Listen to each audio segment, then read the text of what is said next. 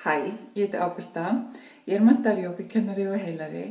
Í dag ætla ég að kenna þér ótrúlega erfiða stöðu sem tekur innan á lærisbyggið, styrkir lærin og spennir rassinn sem getur gert þegar þú ert að vaska upp.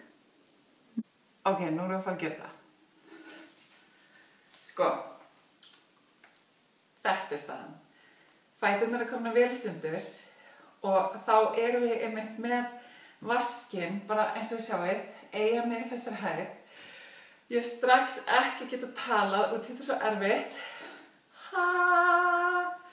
En það sem gerist er að við tökum á innan á lærunum flappið sem við viljum ekki hafa, styrkjum framan á lærin, þannig að það vera grjóthörð og skorin og síðan verðum við með ógeðslega flottan rass.